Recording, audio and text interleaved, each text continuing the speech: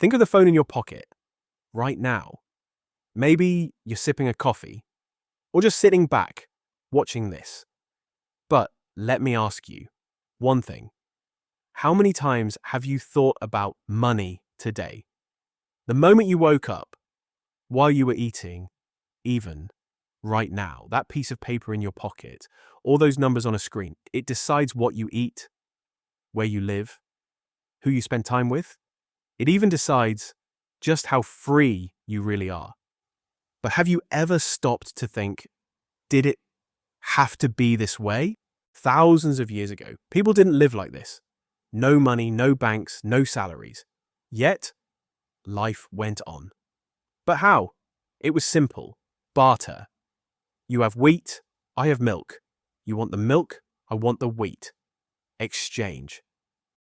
This system worked for centuries. But there was a small problem. Actually, not small. A massive problem. Let's say you're a fisherman. Your catch rots in a few days, but you need a boat. If the boat builder doesn't want your fish, what do? What if you don't have what he wants? This is where it gets complicated. You have to trade your fish for something else, then trade that for another thing, and another. You have to build a chain. Sometimes it takes days. Sometimes it never happens at all. And then, one day, someone had a thought. What if there was one thing that everyone accepted? The first currencies appeared in ways much more interesting than you'd expect. Some societies used seashells, others rare stones. Some even used salt. Yes, the salt you eat.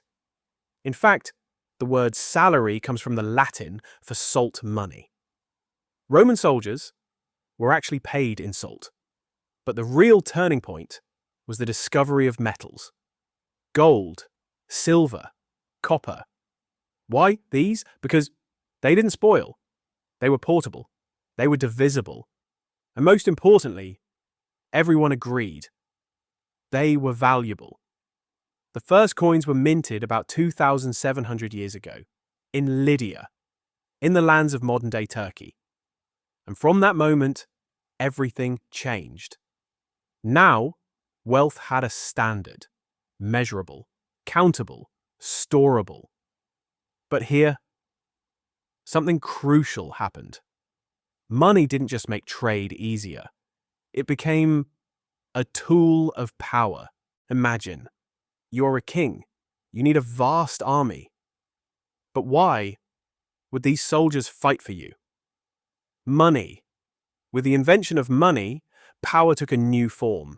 Owning land was no longer enough. He who controlled the money controlled everything. States began minting coins. Every single one bore the king's face. It was a message. This money is mine. This power is mine. And people realized value was just an agreement, a belief. This piece of metal had worth only because everyone believed it did, because the state said so. Over time, money became more than just trade. It became status. It became power. It became freedom. But it became something else too. Addiction.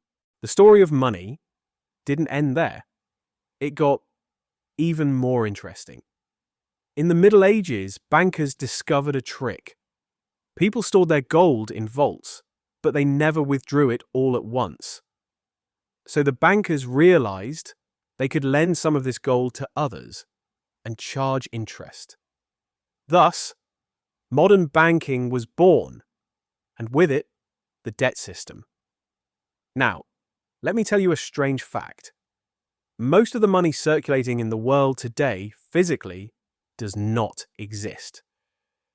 Banks simply type numbers into a computer. When you take out a loan, the bank doesn't take that money from a vault. They create it in the system, out of thin air. But you have to pay it back, with real work, with interest.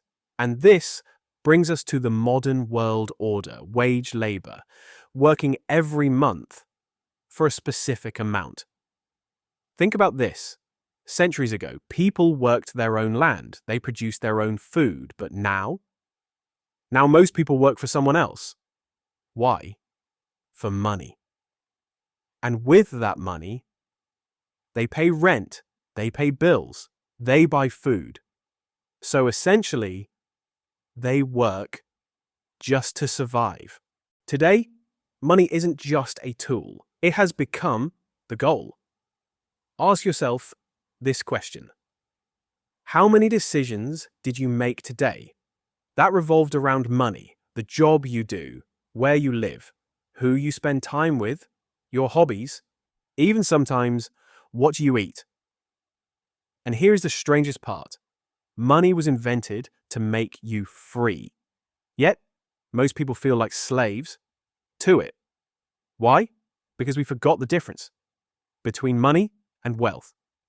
Money is just a number in your pocket, but wealth is something much deeper. Wealth is your time. It is your health, your relationships, your freedom, what you learn. So tell me, is a man with millions who lives in constant stress truly rich?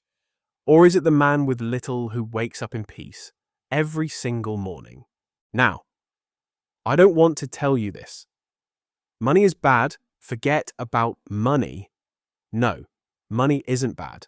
Money is just a tool. The problem starts when we make it the goal.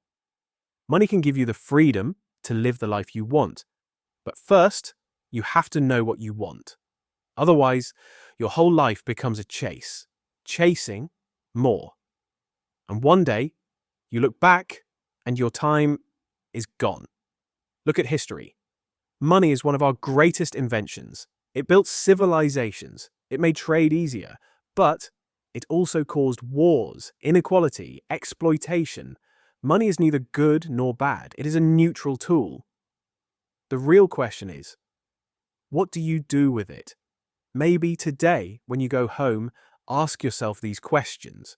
More money or more time? A bigger house or less anxiety? More things or more meaning? Because in the end, money is just a tool. What truly matters is what you build with it. Don't be a slave to money. Be the master of money.